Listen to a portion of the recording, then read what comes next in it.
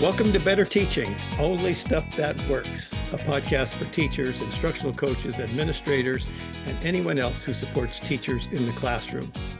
This show is a proud member of the BE Podcast Network, shows that help you go beyond education. Find all our shows at bepodcastnetwork.com. I am Gene Tavernetti, the host for this podcast, and my goal for this episode, like all episodes, is that you laugh at least once and that you leave with an actionable idea for better teaching. A quick reminder, no cliches, no buzzwords, only stuff that works. My guest today is Lauren Brown.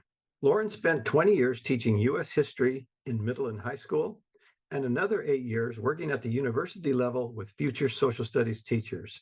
She now works as a consultant as well as writing on Middle Web and her own Substack.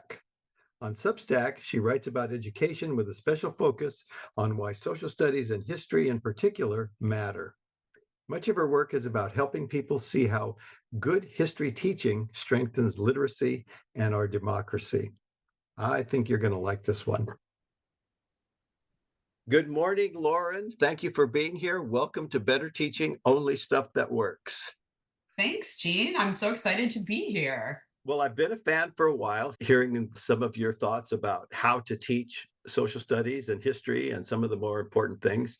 And so I wanted to just expand on some of the things that piqued my curiosity. And one of the first things that I wanted to talk about, and I think it's going to be a theme throughout, in this time that we're in, not only politically, but educationally, that is also impacted by our politics, it's very hard. Everybody wants history taught, but nobody wants the same history. Or, we're going through that now, like what happened, a couple of years ago or 10 years ago. So at any rate, my first question is the biggest one. And is it possible to teach history without any controversy or bias at all? Well, I'm going to throw that back right at you, and I'm going to ask you, why would you want to? I don't think that history is rife with controversy. That's kind of the whole point. And I think if there is no controversy, then you're probably teaching history too superficially. So I guess I would start by saying that it's the controversy that makes it so exciting and so interesting. But then I'll back up because there's lots of different kinds of controversy, and some controversy is the kind we want to lean into, and some kind is definitely not the controversy that we want to lean into. So I think, first of all, if you have controversy about facts and evidence, history is part of the problem that we get into, I think, is that we misunderstand the discipline of history. There's, if you can kind of picture a Venn diagram of verifiable facts and information. There's things that happened in the past, and we can verify whether or not those things happened through a variety of methods and sources. And then in a different circle, we have interpretation. What facts we choose to tell, which facts we leave out, how we explain them, the framing that we put around that, the perspective that we have on that.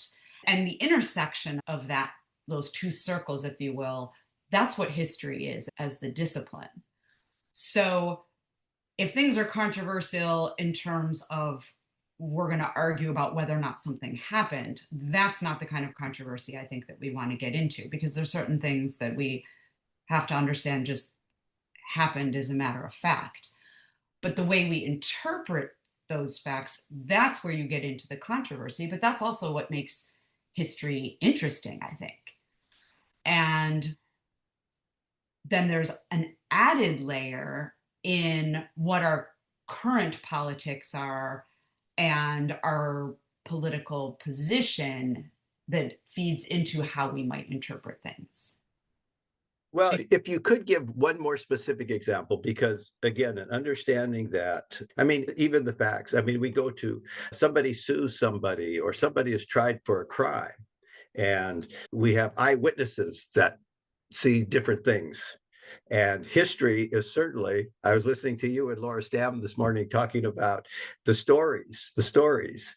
And so you have two people witnessing the same thing and telling different stories. Have we gotten to a point? Well, let me ask it this way. We can agree on facts if the facts seem pretty general. It's like we had a war. The war happened. That's pretty Right. general. Is that when we get into more minutia or more details, is that when the facts can become more difficult to agree upon? That's a great question. I don't know that it's the more detail, it's more of the interpretation. But let's get into a specific because I think Okay. you're right. Okay. Otherwise, Yeah. we're getting too cerebral here. Yeah. So let's take Columbus, for example. It is a fact that in 1492, Columbus sailed the ocean blue, right? Then there were three Yeah. ships, and that he didn't land in what later became the United States, but on the island that became known as Hispaniola. And it is a fact that he took some indigenous people back, that they were enslaved, that there was some violence. I mean, those are facts that happened. Then how we interpret those facts, that's where it becomes complicated. So, for example, the way that we remember the history today, I think we also need to make a sharp distinction between history and memory, or nostalgia and history. So, for example, if we want to be nostalgic and talk about Columbus, a great hero, that's where you start getting into nostalgia, but also understanding how we've interpreted what his voyage meant for the world. So, for example, in 1892, in the 400th anniversary of Columbus's voyage, it became a national holiday. Part of the reason that it did so was because it was an effort to make, at a time where there was a lot of nativism and antagonists against immigrants. And there was the idea, well, if we sort of celebrate Columbus's voyage, Columbus was Catholic, he was Italian, and this is a way to celebrate immigration in our history. And so, if you will, Columbus Day was kind of woke for 1892.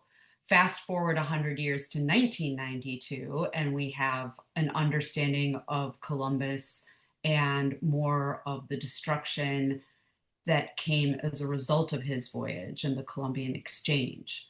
So the way we think about events changes over time. And I think that's really fascinating for our students. So I'm going to go back to your conversation with Laura Stam, who's a primary grade teacher who Mhm. loves histories. I mean, she just loves to teach history. Her face just beams. It talks about Mhm. the story. She gets so excited. And I wonder about the example that you just gave about Columbus, because it seems to me that there were two developmental areas going on at the same time. The first one is individual maturity.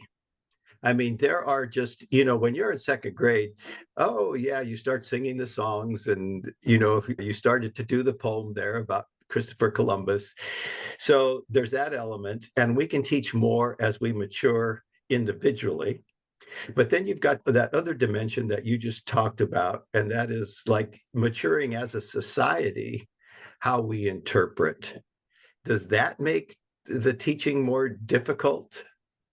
Or first of all, do you Different. agree? Yeah, I'm really glad you brought up the thing about developmental and ages. I will never forget, and this is almost 20 years ago. I still remember his face, a student I had, Nicholas, who, after we were talking about the Emancipation Proclamation and Abraham Lincoln and how that came to be, and he raised his hand. He's like, how is it that, when we're taught as kids that Lincoln was this great hero and this great emancipator, and now you're telling us that there was this whole politics involved in how the Emancipation Proclamation came to be? And I thought it was a great question.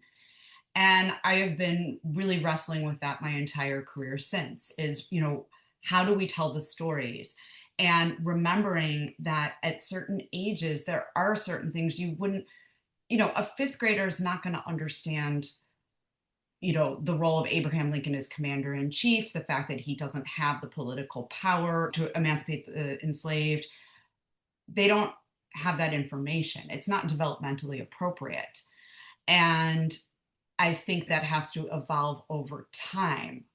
To give you another, for instance, I am currently volunteering reading with a fourth grader once a week in a fourth grade classroom. And we were reading a book of her choice that the kids get to pick whatever book they want their mentor to read.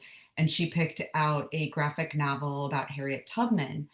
And as we were reading it, I mean, it's a graphic novel, it's like a comic book. And we get to this point where it started talking about enslaved people being captured and sometimes branded even on their face. And as I'm reading this, she starts to wince and become very agitated. And she looked away, and I said, "Do you want me to stop?" And she goes, "Let's just skip a few pages." And I should note that this is a very mature fourth grader of a very high reading ability. And yet she's a child. I mean, she's 10 years old. And so certain information is really disturbing. And I think as history teachers, we have to be so sensitive to what our students are ready for as we teach. I think that's really important. Oh, well, so there's that being ready emotionally, but there's also being ready intellectually. I mean, there is so much that goes on. The example that I always think about is I remember Bill Clinton's impeachment. Yep. Okay.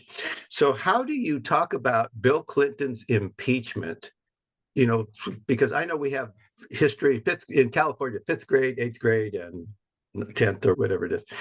And how can you talk about that and exclude the fact that he was lying about having sex with somebody or involved in sexual acts, because that's part of what divided the country. So, I mean, that's an example, but we have so many examples like that. Do we just whitewash them when the kids are younger? Do we avoid talking about them? Great question. I'll put you on the spot here, Lauren. Okay, so the last time I taught about Bill Clinton's impeachment was during his impeachment, and I was teaching 11th graders, and yeah, we kids were asking questions about the blue dress, and it was awkward with a capital A. So I think the answer to your question is, well, first of all, I mean, there's a lot of detail in that. I wouldn't teach about Clinton's impeachment as this whole separate thing. It would be more in the context of political polarization. When you first started our conversation, you talked about these times that we're in. And I'm very cognizant of the fact that we are much more divided politically today than we were in the 1990s. Those of us who were around in the 1990s, we were pretty divided in the 1990s too, Yeah. hence Clinton's impeachment. Yeah. And when I was teaching about it, we were actually in the middle of our unit on Andrew Johnson's impeachment during Reconstruction. And it was sort of the perfect counterweight to that. So I think it's probably not a topic that you would be talking about very much with fifth graders. I mean, you wouldn't be talking about with fifth graders, Right. not Yeah. because Yeah. of not because of the sex, but Yeah. because the topic is just too complex for Yeah. the kind of history you're teaching at that grade. Middle school, maybe more so. But again, it's less about the details of the actual case and more about what it says about political, using impeachment as a political tool and as kind of a weapon, I would argue, of partisanship that I think we have seen both Democrats and Republicans do. And that's why we've seen impeachment happen more often. Well done, Lauren. Okay. So let's move on to another Sure. topic that I've heard you discuss before, and that is teaching the Constitution. And the reason that I bring it up is that I think you said in your state there was a Constitution test in seventh grade. Yep. And in California, I remember that there was a Constitution test in eighth grade. And to pass it, it was a multiple choice test. And to pass it, you needed to know how to answer all those multiple choice questions, but you didn't need to know anything about the Constitution necessarily. I mean, you didn't have to have any understanding. So, and I just think that's a waste of time doing anything without any understanding at all. So, How do you think about teaching the Constitution to seventh graders and then continuing to talk about the Constitution as well? Again, in California, there was a separate class called American Government where you got it, more in depth. So, can you talk about what that progression for you looks like and what do you think is important for seventh graders to know versus high school, et cetera? Sure. First of all, in Illinois, it's the same thing. It's in middle school and then again in high school. Now there's a civics requirement. My students didn't realize in Illinois, the teachers write their own tests and it's according to the district. So I wrote my own Constitution test. So I wrote a test that I felt was meaningful to my students, that was not just rote memorization and 100 multiple choice questions. That's not what my tests look like. Yeah. And it included a written component. What I've learned about teaching the Constitution, both at the high school level and at the middle school level, is it does have to evolve. But in both cases, kids are absolutely capable, even seventh graders, of reading parts of the actual Constitution, not every word of it. But I think first you have to introduce them to the document. So you have to lay a lot of the groundwork middle school in order for them to get at a deeper level in high school. And so I think, in answer to your question, which again is this sort of broader question too about American history, what do you do in middle school versus what you do in high school and elementary school? And so you have to start with some of the basics, like you mentioned actually before we got on this call about the three branches of government. I had a conversation the last time I taught the Constitution a few years ago to seventh graders, and I had a conversation with a student who needed some extra help. And this was a student who had been really in and out of school a lot, high absentee rate. And I realized in our conversation, she really had no conception of what I meant by a branch of government at all. The foundations weren't there. And those foundations, I think, have to be set even earlier in elementary school. We have a government in Washington, D.C. It's a city, it's a federal district, that there are buildings there, showing them pictures of buildings, the buildings that match with each branch of government. The Constitution is paper, showing them these things. That is sort of the foundational information that we'd want in elementary school. And then in middle school, you can actually start looking at the document. I teach the Constitution thematically, talking about different principles. By the time this podcast, I will have already done a webinar on this that I'm doing tonight, but about how to teach it that way and looking at themes. So not going branch by branch, but looking at broader themes like federalism, individual rights, separation of powers, checks and balances. Middle schoolers are capable of understanding those concepts when you apply them to real examples. So Article 1, Section 8, Clause 3, the Commerce Clause. Congress has the right to make laws about commerce. Well, what do we mean by commerce and defining those terms?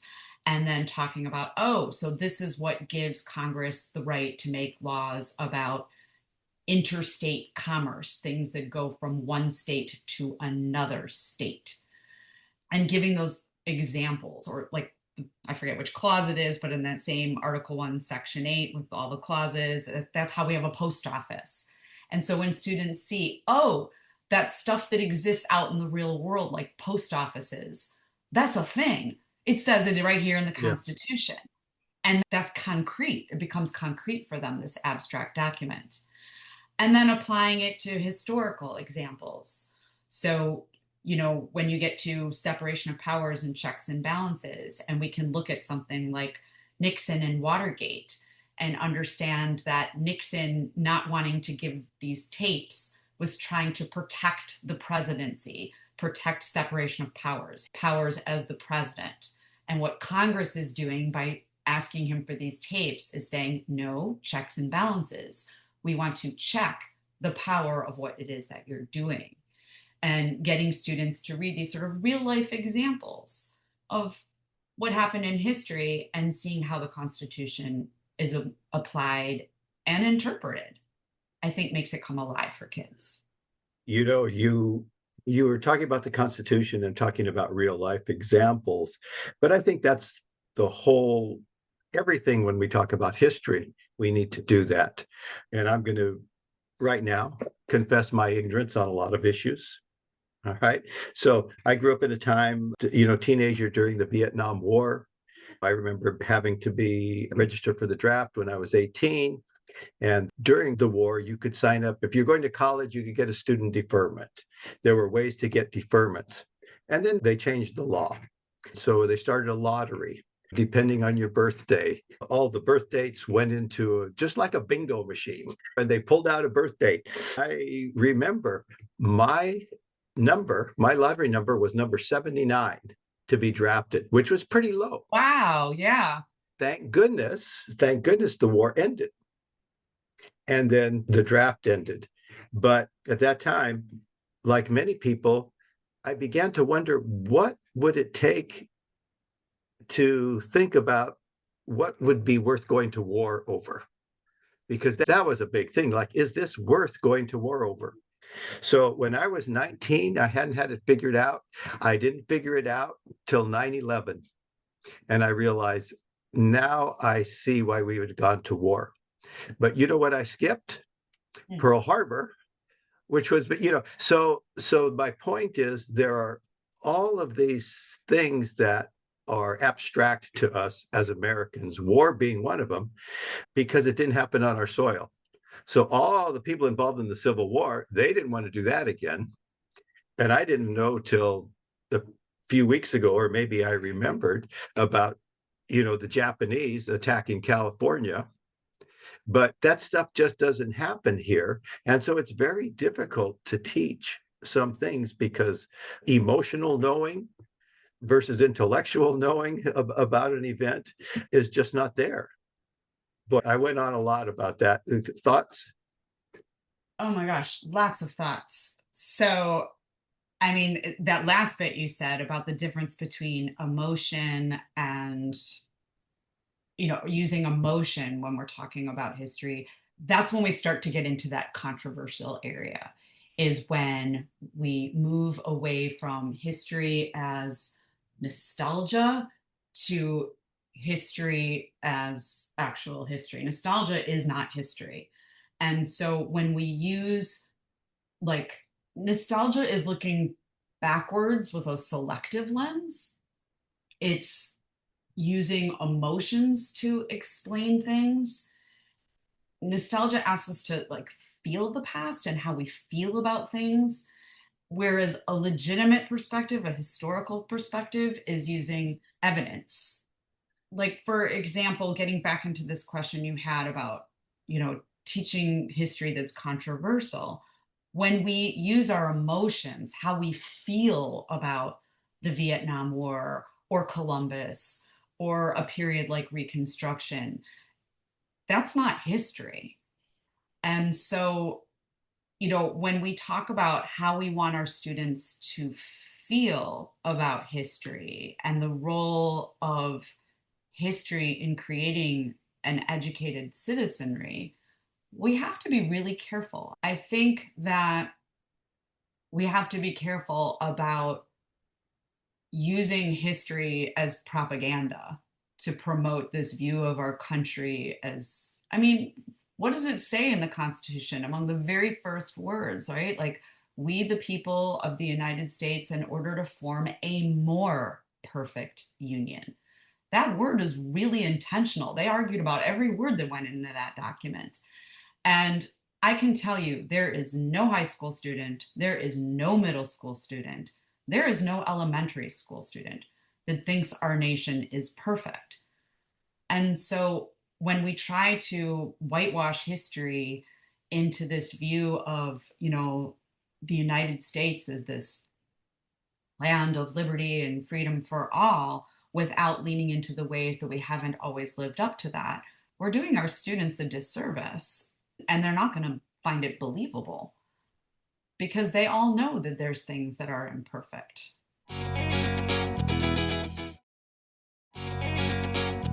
Lauren, let's go from your last question when you talked about the preamble and to form a more perfect union, and the kids know that things aren't perfect. And getting back to, is one of the reasons to teach history, to teach civics, I don't want to say to indoctrinate, but to I can't think of another word at this time. I mean, I think of we're 5 years old. What do? Hand over the heart. Everybody learns the Pledge of Allegiance. And all our stories, we're always the good guy. We're always, how does that fit into this? Again, talking about facts versus interpretation, talking about developmentally what kids can understand. Again, I'm going to go back to your conversation with Laura Stam because I love Laura so much and she's always worth listening to if you ever have a chance. But just talking about the kids' excitement about the War of 1812, the first two words are the War of 1812. So anyway, I think you know what I'm asking you about. How do we teach these controversial things? Well, how do we teach the facts in such a way that kids can understand it, but still get some depth, I guess. Well, I heard like your first question was kind of what is the role of teaching history? Like, and you said you didn't want to use the word indoctrination, which, yeah, we definitely don't want to use that word. But I think, so let me just first speak to that. I think teaching history is essential. I used to do a lesson with my students about a famous quotation from Thomas Jefferson. It was in a letter he wrote to Edward Carrington, who was one of the delegates to the Constitutional Convention. And he said, Jefferson wrote, "Were it left to me to decide whether we should have a government without newspapers or newspapers without a government, I should not hesitate a moment to prefer the latter. By that I should mean every man should receive those papers and be capable of reading them." And I think there is such a strong corollary between our nation's reading scores and the health of our democracy. I think teaching kids about the history of our country is vital to understanding what happened.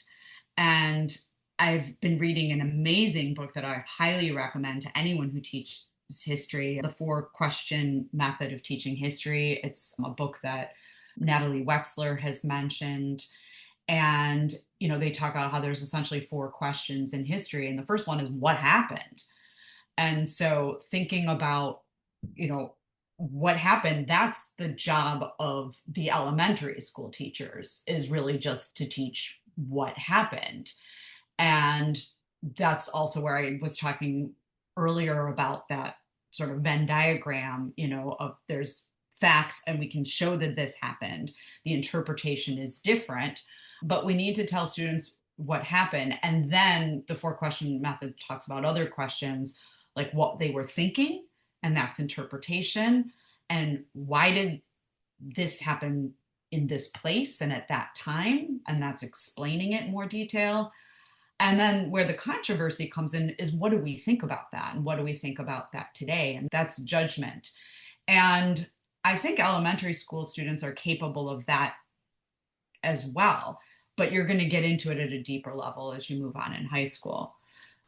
Like, let me give you for instance, like women's suffrage.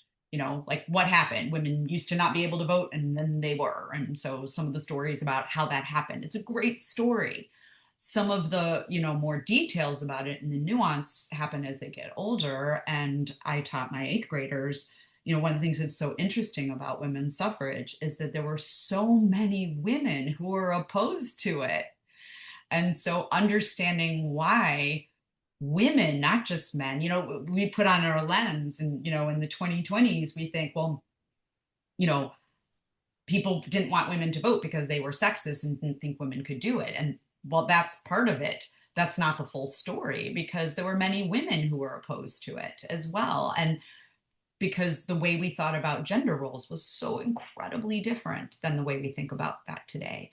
And once you can shed the light on how different people thought differently in different eras, it just helps students understand that when we're studying the past, I forget which historian said it, but it's like the past is like a foreign country. People think about it differently. And I have always been so fascinated with that. It took me so long to understand some things, some events. And I will give you an example of one now. And that is the idea we can have 80% of the country agree on that we should do something about a certain topic. Yet we can't get Congress to even vote on it. And so I think it takes a sophisticated understanding not only of the three branches of government and representatives from different states and their politics, and it's just so complex. When are kids ready to understand the committee system and the power of the speaker and the leader in the Senate and those types of things? That's a great question. And that's where I think when, getting back to your question about teaching things at a different level. So in middle school, I have taught certain aspects of the Constitution, and students are able to figure out and how there's things in our Constitution today that are frankly not working so well. Let's take the Electoral College. I think middle schoolers are very capable of understanding the problems inherent in the Electoral College because we have a state like your own state of California whose population is so big, and yet you have two senators, and Wyoming, which is so small, also has two senators. And so they can understand what impact that has on the Senate, what impact that has on the Electoral College, whether or not that means it's time for a constitutional convention or an amendment to our Constitution. I will not answer that. That's a complex question, and that is obviously subject to personal opinion and personal politics. But they are capable of that. Committees, lobbying, that is, I think, at a level that perhaps middle schoolers aren't quite there yet. And that's something I think that's like the next level that you get to in a high school government or civics class. So I do think there's developmental things that. Lauren, okay. You brought up as an example the Electoral College, that kids can see issues with that. Isn't that a controversial statement? That we have problems with the Electoral College? The way it's not controversial is like whether or not we need to amend it or change it, that's controversial. That depends on one's point of view. Okay. But to show, for example, the number of elections that we have had where you have the popular vote not matching the electoral vote, like in 2000 and in 2016, that's factual. Yeah. And students can understand that. And it strikes, and it's up to them how they feel about that. I can tell you most of them feel like that there's something not quite right about that, because we're taught at a young age majority rules Right. when they're playing games on the playground. And I could just hallucinate you in your classroom, Lauren, showing, oh, look at the election of 2000, look at the election of, this, look at this. And the kids say, well, that's not right. And you just shrugging your shoulders. Well, what do you think? That's Because constitutional. it's hard for a teacher. And I would be upset with my teacher if I couldn't hear some sort of opinion from the teacher about these topics that we're grappling with. Should teachers have, let's just continue with the Electoral College. I'm sure there are people who think the Electoral College is just fine. They don't want all those goofy people in California, taking control of things. So I guess my point is, it's hard to stay out of controversy, period. I mean, because even with the facts, which we talk about, there's always something that comes up that we have to address in some way and have some sort of neutrality with some intellectual honesty, expressing our opinion somewhat. Yeah, well, I think what's the question that I think would be really interesting to ask students is who in our country has a vested interest in keeping the Electoral College and the Senate the way it is, and who has a vested interest in changing it. And, when you talk about, for example, potentially making Washington, D.C. a state because of they don't have representation in the Senate. I mean, since the amendment, I forget which amendment it was, but they do have representation in the Electoral College now, but they don't have senators. Or Puerto Rico, making Puerto Rico a state, and who has a vested interest in doing that and who doesn't, because the likelihood is that both in Puerto Rico and in Washington, D.C., they're likely to skew Democrat. And so I think asking, those questions of our students helps them to understand the controversy. The job of the teacher is to point out the controversy, not to take a stand on it. And I think that's a way out. I understand it's just feels sometimes so touchy to be a history teacher right now, but you can bring up those controversies without taking a stand on it. Your job is to unpack why the controversy exists, not to opine on it. Does that make sense? It does make sense. And you can see how difficult it is for a teacher not to step over that line. Very, yeah. Even unintentionally, facial expressions or whatever. Well, I remember I was just starting school when Alaska and Hawaii came into the Union. Mm-hmm. And nobody ever told us about, well, Alaska, we know it's going to be more conservative and Hawaii's going to be more, and so we have a balance of these two states. In my memory of history, talked about, maintaining that balance, just as we were doing during the Missouri Compromise. And I mean, so there are all of these analogous things throughout history that, had I been a little bit older, maybe the history teachers were talking about bringing two states into the Union in a similar fashion as we were doing in the middle of the 1800s. Oh, what a great analogy. I love that.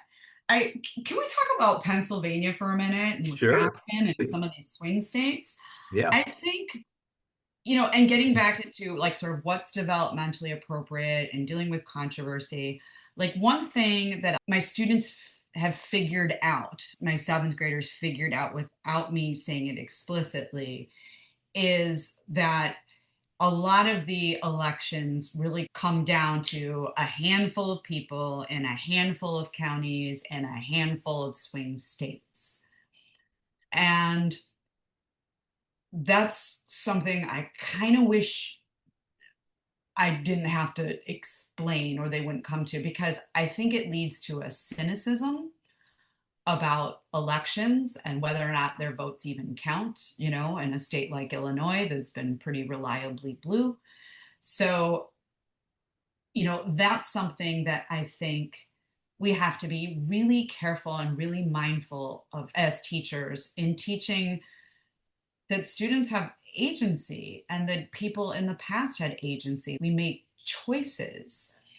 And so, I hate the idea and I fight back at it with every breath in my body, this idea that like, well, my vote doesn't matter, my vote doesn't count. And I say it absolutely does, because when you don't vote, you're letting other people make that decision for you.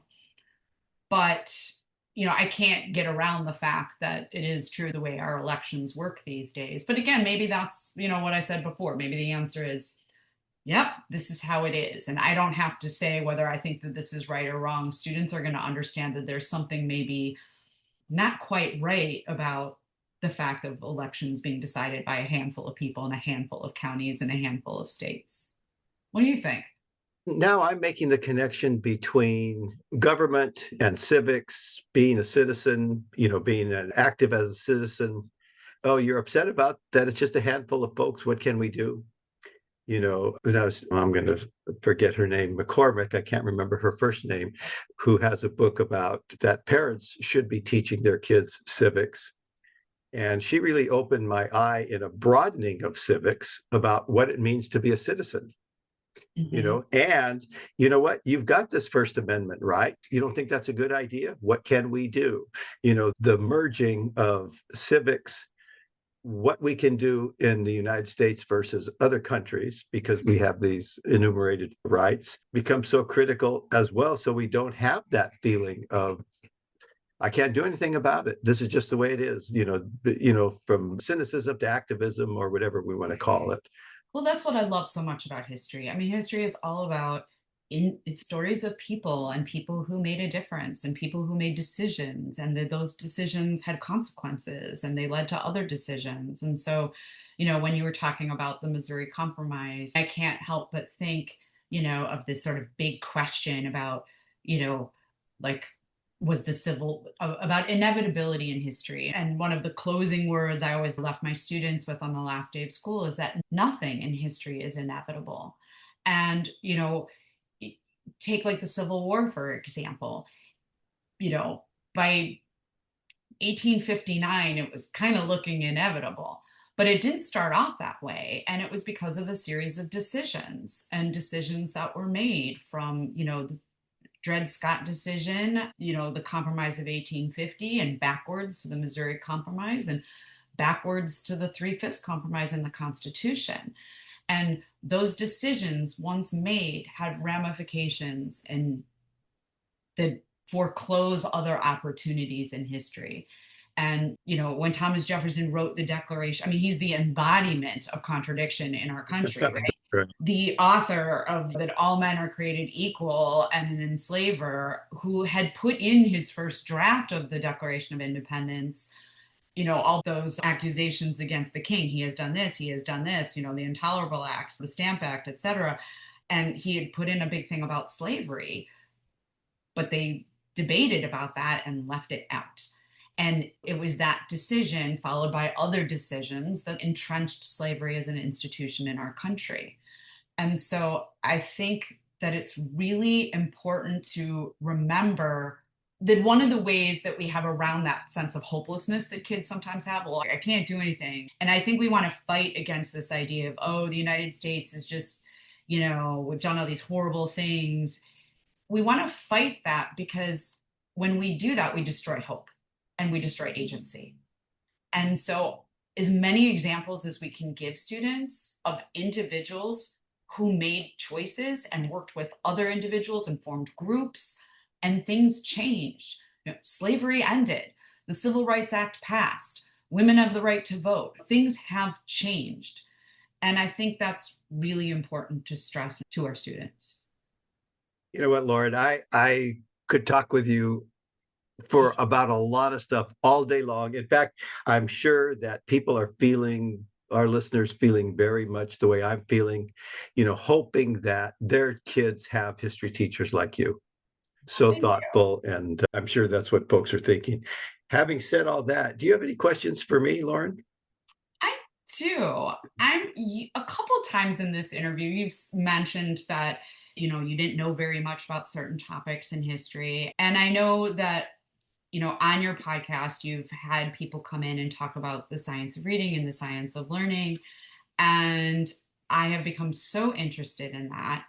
And I am so convinced that, like what I said before, that there's a strong correlation between our literacy in this country and the health of our democracy. And I'm feeling hopeful about the role of the science of learning in improving education. And so I'm wondering what your take is on that, given that you've expressed what it sounds like you feel are gaps in your own education when you were in K through 12 school. You and I are both old enough to know that the pendulum has swung a Yeah. lot in education. Do you see the science of reading and the science of learning as maybe the end of the pendulum swinging? Like, is this going to give us a way out of this conundrum of kids graduating from school and not knowing things that we are all sure that they should know? Lauren, I think there's only one thing more siloed than our politics, and that is education. And when we talk about silo, not only how we think about education should be, educational knowledge. I mean, knowledge, like science of learning, science of reading. Several times in the recent past, I've been working with staff and I'll ask them if they've even heard of this or they know of this. And then the answer is no. And that's not their fault. That's just the way we are. I think it's also a function of how big this country is. And so I think there's that. But getting back to social studies and science of learning, things that I have absolutely noticed is what Doug Lemov had to say, and Faith Howard, and everybody said kids just don't read in school. And so I think there's such a great opportunity to read more in school. I can't remember who said, that kids go all day without reading at all. Yeah. And I want to throw Mike Schmoker in there as well. I mean, who's no spring chicken, who's been saying the same thing for, a quarter of a century. We just need to read more. I don't know about hope. you know, I think we are evolving to a place that we're not going to have a school system, but lots of systems of schools. But best hope that our public education still becomes a school of choice, that we can improve. I just don't think we can improve everything. It's you know, so I don't know how you are in Illinois. In California, I laugh at some folks. Oh, we need to have the state, mandate something. Criminy, we can't even do the same curriculum in a school district, much less the whole state. So that's a fallacy. I mean, that's not going to happen. So I just think we're going to have pockets. We're going to have pockets where we're going to have some good things, but across the board, I don't know. Now, having said that, I don't know if it's ever been, talk about nostalgia. It's never been as good as we thought it was, you know. Yeah, I agree Yeah. with you. I agree with you. I don't think there's like a golden age of public education in the United States. There's not a golden age, and there was some bad stuff going on. I mean, everything that's happened in education has been an evolution. I mean, we could talk about one of the things that I always ask people who are interested in school choice. So, what are we going to do with the kids with special needs? Because I could tell you in my lifetime before IDEA, and I have to stop saying in my lifetime, but prior to IDEA, I mean, there were kids, there was no testing. They just, okay, we're going to put them over here and literally in another building 100 yards away and have no contact, and do you know how they got out of that program? They didn't. Yeah. And so something had to change. Now we're at a place, well, look at these IEPs. There's no substance to them and they don't occur. But that was a reaction to how bad it was before. Sure, we need to find some common ground. But I think one of the things that diminishes my hope is there's just no institutional memories in education and schools. Well, people should follow my Substack because I mean, this has become like the hill I want to die on, Yeah. that I think literacy is so important. So many people have talked about reading as a fundamental civil right. And we know how to teach kids how to read, and we just haven't been doing it the right way. And, one of those things that can, once we get past I mean, I am a little nervous because I do think of what you're saying is, as we talk about the science of reading, people are like, oh, that's that thing that's all about phonics, right? And they misunderstand that it's about much more. So the hill I want to die on about that is one of the things that is so much that is the other part of reading is background knowledge and vocabulary. And guess where that can help? Like Yeah. social studies, more social studies K-5. And the science of learning, I worry that people will be like, oh yeah, that's that retrieval practice where you just have kids like, write on whiteboards, and they'll misunderstand that Yeah. it's much more complicated than that. But I am hopeful that there are starting to be more voices. I see that a lot on Substack in understanding the nuance. So, to like bring back our conversation full circle, history is not about, good guys and bad guys, villains and saints. History is much more complicated than that. It's much more nuanced. It's not, is the United States an evil racist country, or is the United States, land of the free and home of the brave? It's a combination of both of those things.